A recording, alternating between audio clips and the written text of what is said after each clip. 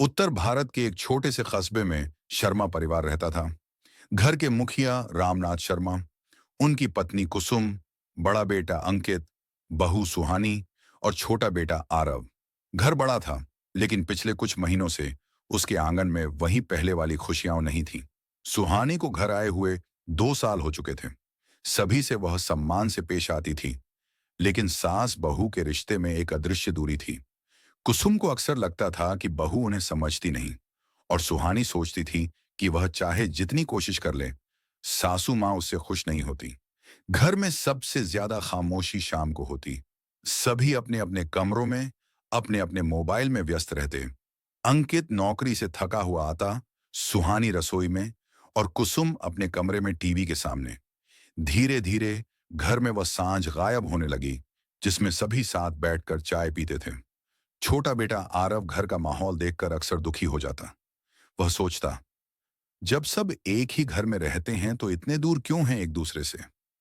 एक रात उसने अंकित से कहा, भैया आपको नहीं लगता घर में सब बदल गया है? अंकित ने सिर झुकाकर कहा, हाँ यार, लेकिन क्या करें, सब अपने अपने काम में व्यस्त हैं। शायद यही जिंदगी है। आरव को यह जवाब बिल्कुल अच्छा नहीं लगा। उसने तय किया, वह इस घर को पहले जैसा बनाने की कोशिश करेगा। अगले दिन आरव ने एक योजना बनाई। उसने सभी को कहा, आज रात 8 बजे सब डाइनिंग टेबल पर मिलेंगे। कोई मोबाइल नहीं, कोई टीवी नहीं। हमारे परिवार का फैमिली टाइम शुरू हो रहा है। कुसुम चौंक गई। अरे ये कैसा नियम बना रहे हो? बस 1 घंटा बैठेंगे मम्मी, बात करेंगे, हंसेंगे, पहले की तरह। सब ने मन ही मन सोचा, चलो एक बार कोशिश कर लेते हैं। रात 8 बजे अनमने मन से ही सही, सभी डाइनिंग टेबल पर आ गए। सुहानी ने खाने के साथ हल्की सी मुस्कान परोसी। कुसुम बिना भाव के बैठी, लेकिन अंदर से खुश थीं कि परिवार एक जगह बैठा है। पहले 5 मिनट बिल्कुल चुप्पी। फिर आरव ने हल्की सी बात शुरू की, सुहानी भाभी, आपके ऑफिस में आज क्या हुआ?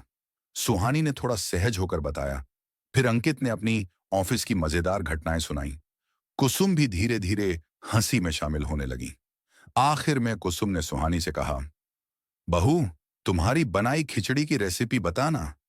कल पड़ोसन ने बहुत तारीफ की। सुहानी के चेहरे पर खुशी उतर आई। यह महीनों में पहला दिन था जब उन्होंने साथ बैठकर खाना खाया था।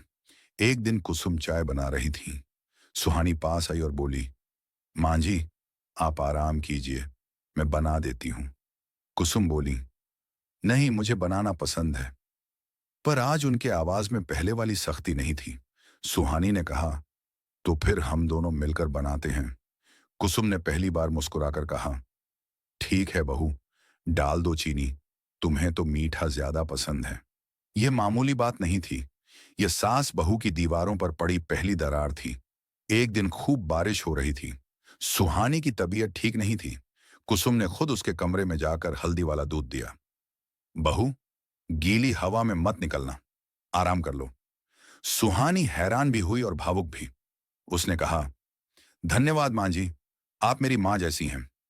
कुसुम का दिल पिघल गया। उन्होंने पहली बार उसके सिर पर हाथ रखा। और तुम मेरी बेटी जैसी। उस दिन घर में सिर्फ बारिश नहीं हुई, रिश्ते भी भीगे और दिलों की दूरी धुल गई।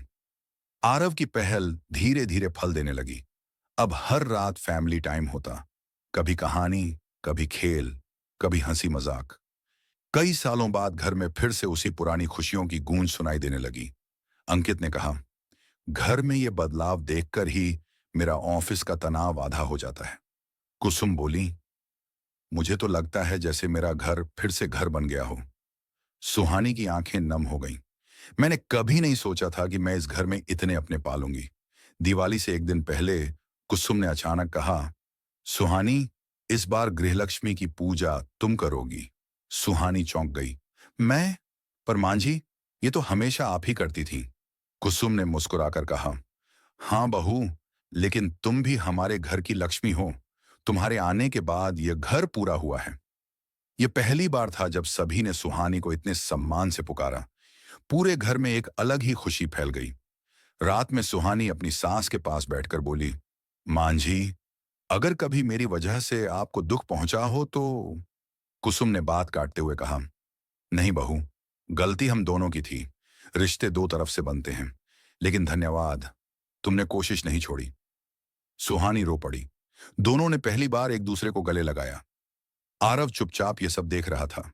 अंकित ने उसके कंधे पर हाथ रखा। ये सब तुम्हारी वजह से हुआ है। अगर तुम परिवार को जोड़ने की कोशिश न करते तो शायद हम ऐसे करीब नहीं आते।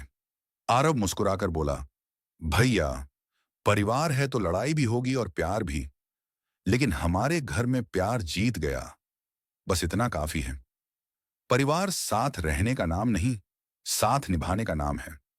छोटी छोटी बातें मन में रखने से रिश्ते टूटते हैं, लेकिन छोटी छोटी कोशिशें उन्हें फिर से जोड़ देती हैं। परिवार में कोई भी छोटा बड़ा नहीं, सब एक दूसरे के सहारे हैं। बातचीत हर दूरियों को मिटा सकती है।